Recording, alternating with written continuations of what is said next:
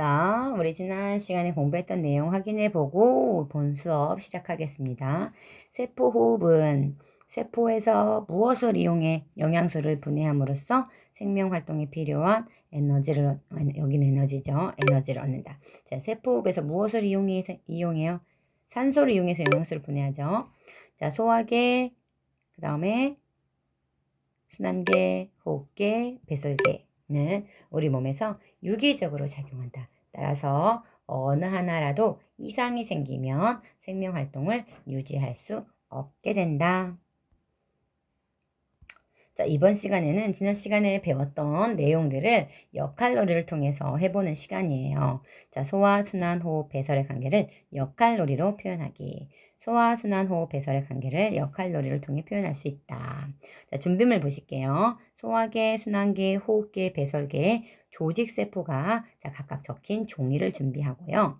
자, 그 다음에 오핀, 각 기관계의 작용을 표현하기 위한 물품 준비합니다. 자, 유의할 점. 역할놀이를 할 때 자신의 역할이 적힌 종이를 가슴에 붙여서 구분이 되도록 합니다.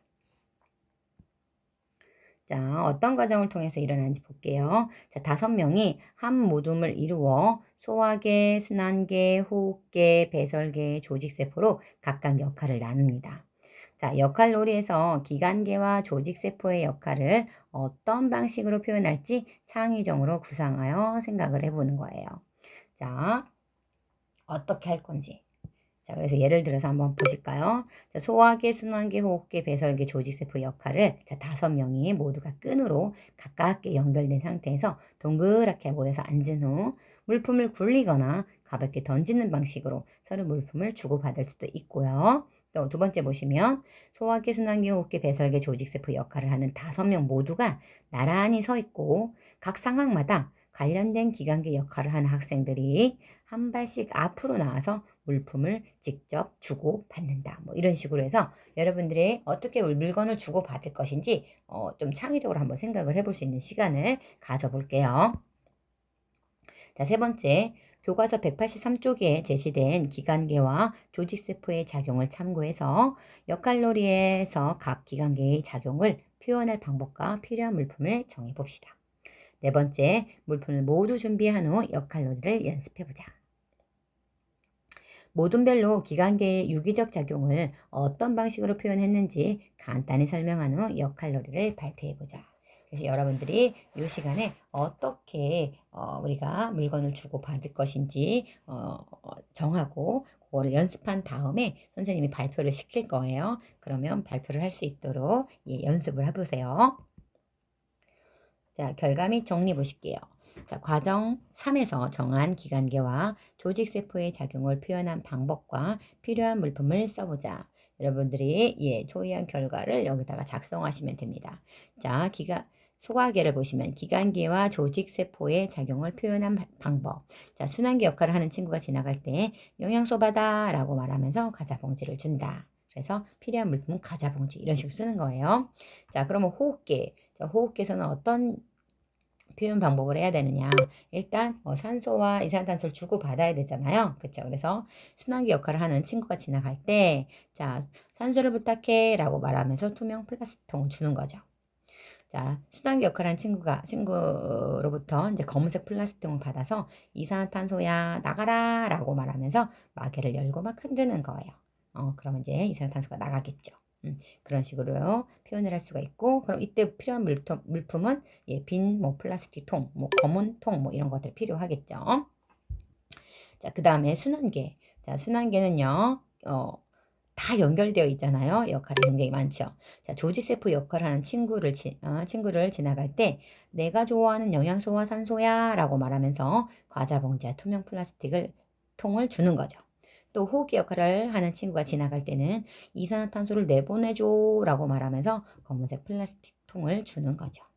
자, 배설계 역할을 하는 친구가 지나갈 때 노폐물을 내보내줘 라고 말하면서 노란색 색소가 든 투명 플라스틱 통을 주는 거죠. 오줌인 거죠, 오줌. 자, 그래서 이때 필요한 물건은 플라스틱 통, 아까 위에서 있었으니까 됐고요. 검은 플라스틱 통도 마찬가지고요. 자, 그 다음에 배설계 친구는 어떤 표현을 하면 될까요?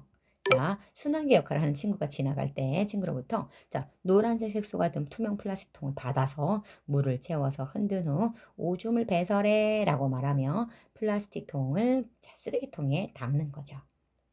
그래서 자, 플라스틱 쓰레기통이 필요하겠죠. 물과 쓰레기통이 필요하죠. 자, 조직세포입니다. 조직세포. 자, 조직세포는 순환계 역할을 하는 친구가 지나갈 때 세포 호흡 결과 이산화탄소와 노폐물이 생겼어 라고 말하면서 검은색 플라스틱 통과 노란색 색소가 든 투명 플라스틱 통을 주는 거죠. 그래서 이때 필요한 거는 검은색 플라스틱 통, 노란색 색소가 든 투명 플라스틱 통 이런 것들이 필요하게 되겠죠. 자, 이렇게 해서 여러분들 나름대로 재미있는 방식으로 엮어봤으면 좋겠어요. 자, 다른 모둠이 발표한 내용을 평가해보자. 자, 어떤 내용들을 여러분들이 유념해서 보면 되냐면, 자, 기관계의 역할을 창의적으로 표현하였는가. 기관계와 조직세포 사이의 물질 이동을 과학적인 오류 없이 정확하게 표현하였는가. 소화순환 호흡 배설의 관계를 이해하기 쉽게 역할놀이를 하였는가. 그래서 보통 우수, 보통, 미흡 이렇게 점수를 줄 수 있게 되어 있는데요. 요거를 참고해서 여러분들이 역할놀이를 하시면 더욱 좋겠죠. 자, 확인 문제 같이 풀어보실게요. 각 기관계를 설명한 것으로 옳지 않은 것은 소화계는 음식물 속의 영양소를 분해한다. 맞죠? 배설계는 생성된 노폐물을 몸 밖으로 내보낸다. 맞죠? 순환계는 조직세포에 산소와 영양소를 공급한다. 맞죠? 호흡계는 산소를 흡수하고 이산화탄소를 방출한다. 맞죠? 소화계, 배설계, 순환계, 호흡계는 서로 영향을 주지 않고 여기가 틀렸네요. 서로 영향을 주고 유기적으로 서로 작용하고 있죠. 다음 문제 없네요. 자, 다음 시간에는 우리 1단원 배워보도록 할 거예요. 여기까지 하겠습니다.